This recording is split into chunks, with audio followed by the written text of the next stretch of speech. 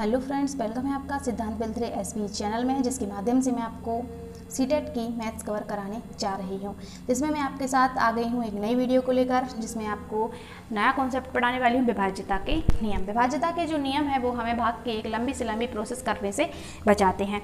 तो क्या होता है कि हम जो भी अगर हमें मालूम करना है कि कोई बड़ी से बड़ी संख्या है वो किस नंबर से विभाजित होगी, तो हम क्या करेंगे कि कुछ नियमों को याद करेंगे।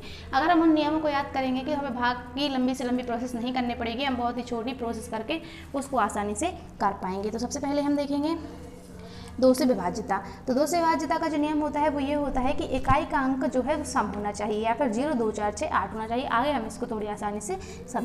तो हमने देखा कि दो से विभाज्यता का नियम ये होता है कि जो इकाई का अंक है वो क्या होना चाहिए, 0, 2, 4, 6, 8 होना चाहिए। तो हम यहाँ पे कोई बड़ा से बड़ा अंक ले लेंगे, 7, 5, 2, 9, 8।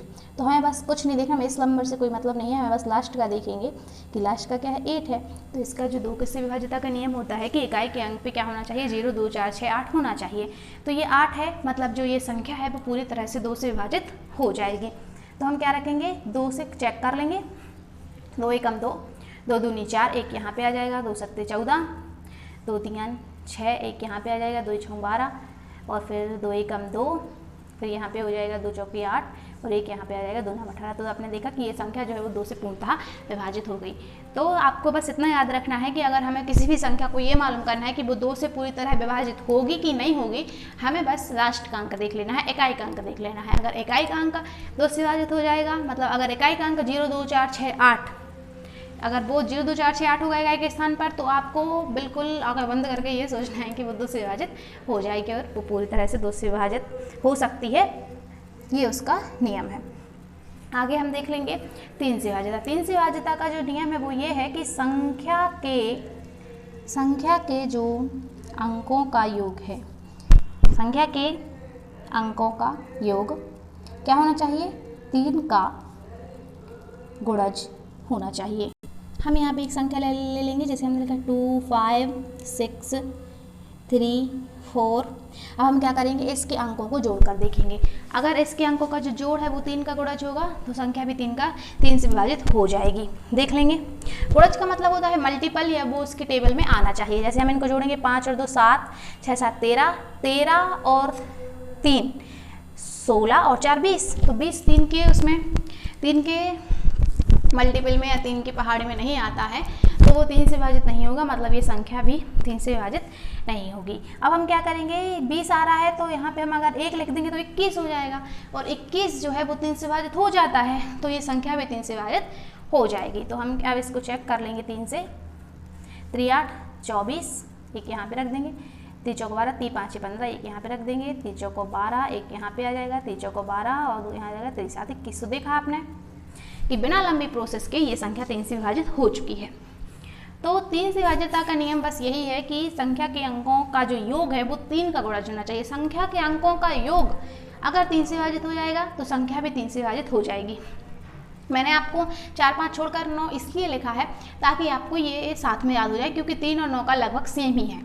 तो मैंने आपको ऐसे नहीं लिखा है कि आपको अलग अलग से याद करना पड़े। अगर आपने 3 का याद किया तो 9 का भी आपको याद हो जाएगा, क्योंकि 9 का भी यही होता है कि अगर संख्या के अंकों का योग 9 से विभाजित हो जाएगा, या संख्या के अंकों का योग 9 का मल्टीपल होगा, तो वो संख्या भी 9 से विभाजित हो जाएगी। और 3 का भी यही है कि अगर संख्या के अंकों का योग 3 का गुणज हो जाएगा या 3 से विभाजित हो जाएगा, तो वो संख्या भी 3 से विभाजित हो जाएगी।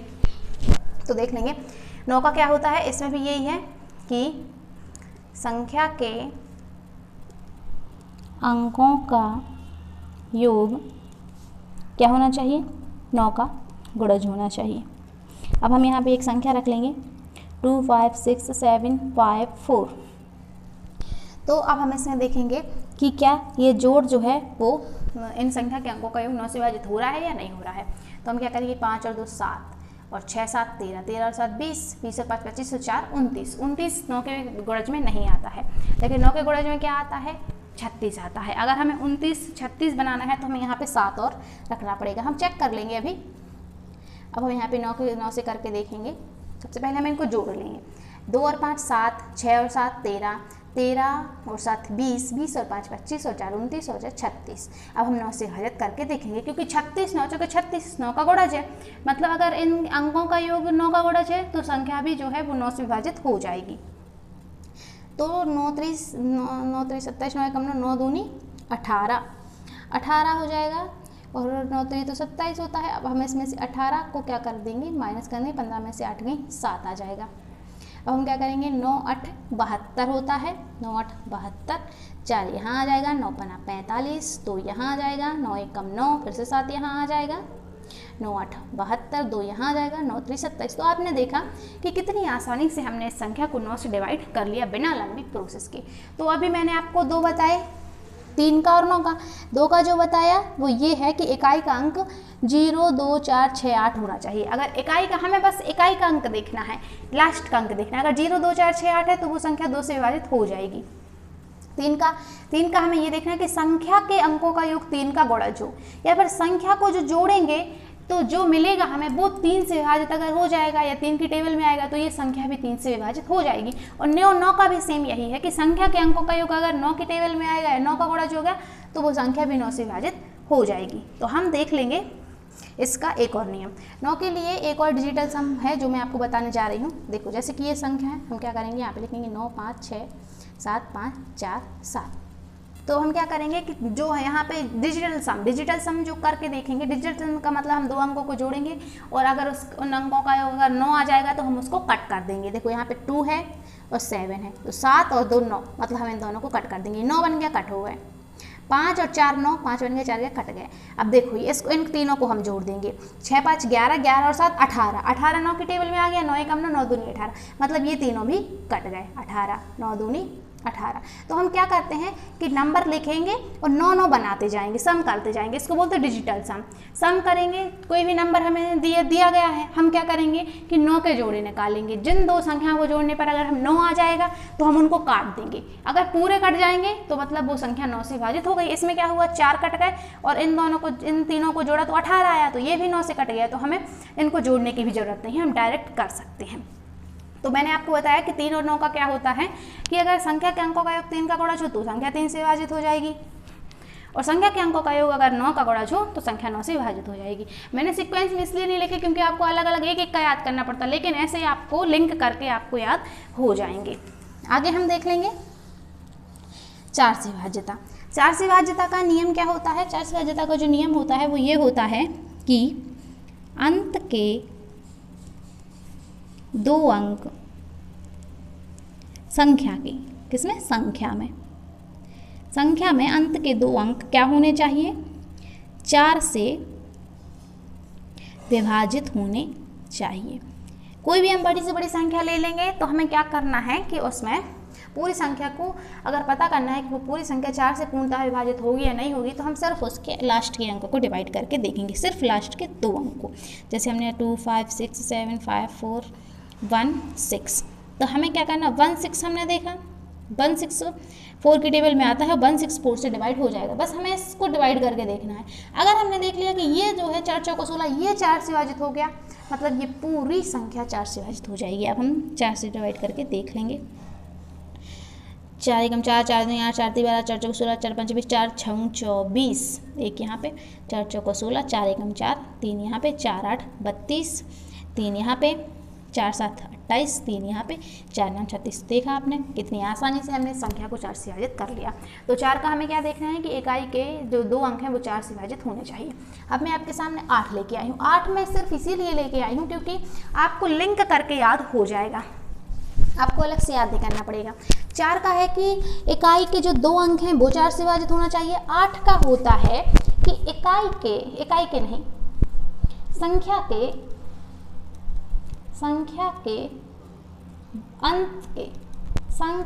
अंत के 3 अंक 8 से विभाजित होना चाहिए।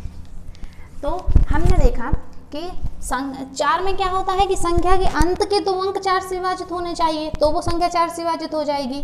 2 का क्या होता है कि लास्ट का एक अंक 0, 2, 4, 6, 8 होना चाहिए, लास्ट का अंक 2 से विभाजित होना चाहिए, तो वो संख्या 2 से विभाजित हो जाएगी। 4 का होता है लास्ट के 2 अंक 4 से विभाजित होने चाहिए, तो वो संख्या 4 से विभाजित हो जाएगी। 8 का होता है कि संख्या के 3 अंक 8 से विभाजित होने चाहिए, तो वो संख्या 8 से विभाजित हो जाएगी। जैसे हमने कहा 2, 5, 6, 7 और यहाँ पे रख लेंगे 4, 0। अब हम इसको क्या करेंगे, सिर्फ इन 3 अंक को 8 से विभाजित करेंगे, पूरी संख्या नहीं करेंगे, सिर्फ लास्ट के 3 अंक करके देख लेंगे विभाजित। 8 रखेंगे, लास्ट के 3 अंक को बस देखते हैं, बाद में हम पूरी संख्या को देखेंगे।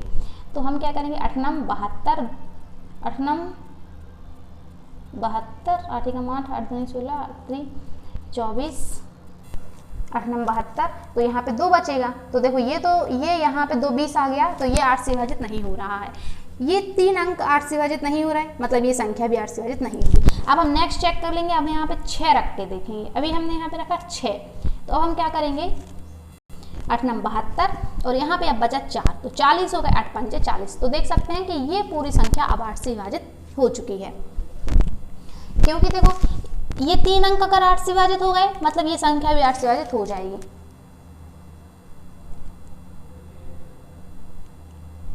अब हम इस पूरी संख्या को 8 से विभाजित करके देखें। 8 एकम 8, 8 दूनी 16, 8 दूनी 24, एक यहाँ पे आ जाएगा, 8 दूनी 16।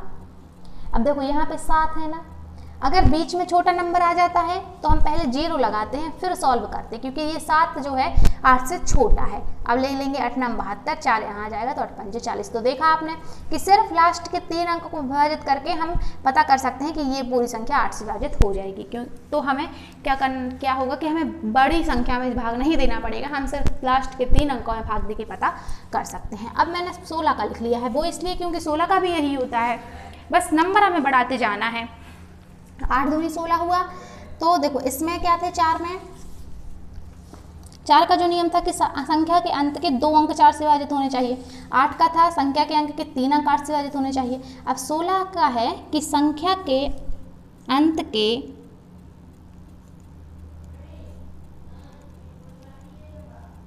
4 अंक, कितने, 4 अंक 16 से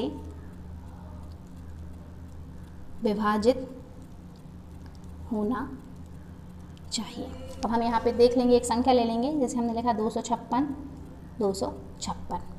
अब हम क्या करेंगे, 4 अंक को पता करेंगे, तो हमें पूरी संख्या के बारे में मालूम नहीं करना पड़ेगा।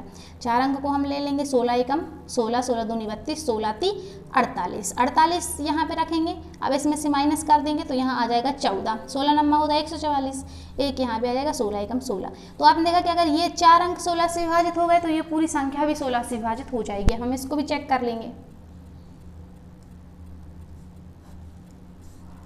16 एकम 16, 16 दूनी 32, 16 ती 16 एकम 16। तो यहाँ पे 16 एकम 16 माइनस कर लेंगे, 15 में से 6 जाएंगे तो 9 आ जाएगा, 16 छक्के 96। तो देखो यहाँ पे छोटी संख्या आ गई ना, 2 आ गया, तो हम पहले 0 लिखेंगे, क्योंकि जब भी छोटी संख्या आ जाती है तो हम पहले 0 लिखते हैं। तो आप 16 एकम 16 और 9 आ जाएगा, तो 16 छक्के 96। तो आज हमने जाना 2 का नियम, 3 का 9 का नियम, 4, 8 और 16 का नियम। कल हम थोड़ी और नियमों के बारे में पढ़ेंगे। तो आपको क्या समझ में आया नहीं आया, कमेंट करके बताइएगा कि आपको वीडियो कैसे लगी। क्विक रिवीजन कर लेंगे। 2 का विभाज्यता का नियम क्या होता है कि इकाई के अंक पे क्या होना चाहिए, 0, 2, 4, 6, 8 होना चाहिए। सिर्फ हमें इकाई का अंक देखना है। अगर इकाई के अंक पे 0, 2, 4, 6, 8 मिलेगा तो वो संख्या पूरी क्या हो जाएगी, 2 से विभाजित हो जाएगी। इसी प्रकार हम 4 का देखेंगे तो संख्या के अंत के 2 अंक 4 से विभाजित हैं। 2 का मल्टीपल होता जा रहा है ना, तो नंबर्स भी बढ़ते जा रहे हैं। लास्ट के संख्या के अंत के 2 अंक 4 से विभाजित होंगे तो संख्या भी 4 से विभाजित हो जाएगी। अब 8, 4 दूनी 8, तो 8 का क्या होगा, संख्या के अंक के 3 अंक 8 से विभाजित होना चाहिए, तो संख्या भी 8 से विभाजित होगी। 16 का क्या होगा, 8 दूनी 16, तो 16 का क्या होगा, अंत के 4 अंक 16 से विभाजित होने चाहिए, तो वो संख्या भी 16 से विभाजित हो जाएगी। हमने देखे थे 3 और 9 के, तो 3 और 9 का भी यही है। 3 का क्या है, 3 और 9 का लगभग सेम है। 3 का क्या है, संख्या के अंकों का योग 3 का गुणज होना चाहिए, या फिर संख्या के अंकों का योग अगर 3 से विभाजित हो जाएगा तो वो संख्या भी 3 से विभाजित हो जाएगी। 9 का हम क्या ले लेंगे कि 9 का ये होगा कि संख्या के अंकों का योग अगर 9 से विभाजित हो जाएगा या फिर 9 का गुणज होगा तो वो संख्या भी 9 से विभाजित हो जाएगी। 9 के लिए हमने एक डिजिटल सम भी देखा था। हमने डिजिटल सम क्या देखा था कि हमें 2 अंकों को जोड़ना है और अगर उनका 9 है तो उसको कट कर देना है। तो हमें बिना भाग दिए, बिना अंकों को जोड़े हम आसानी से पता कर सकते हैं कि वो संख्या 9 से विभाजित होगी। इसके लिए हम एक और देख लेंगे, एक और उदाहरण ले लेंगे, जैसे 7 5 2 5 4 4। इसमें हम क्या करेंगे, 9 को जोड़, 9 मतलब 2 अंकों को पता करेंगे जिससे डिजिटल सम हो, मतलब 9 जोड़ हो। जैसे 7 और 2 को जोड़ा 9 कट हो गया, 5 और 4 को जोड़ा 9 कट हो गया, 5 और 4 को जोड़ा 9 कट हो गया, मतलब ये संख्या क्या होगी, 9 से विभाजित हो जाएगी। तो आशा करती हूँ कि आप लोगों को ये बहुत ही आसान भाषा में मैंने जो समझाया है तो समझ में आया होगा। अगर आपको कुछ भी समझ में नहीं आता है प्लीज़ कमेंट करके ज़रूर बताइएगा। Thank you so much. आगे हम कुछ और नियमों के बारे में पढ़ेंगे, फिर हम PYQs लेंगे, क्वेश्चन देखेंगे प्रीवियस ईयर, और फिर इस कॉन्सेप्ट के बाद हम आएंगे बोर्ड मास पर, फिर हम इस कॉन्सेप्ट को ख़त्म करेंगे। Thank you so much.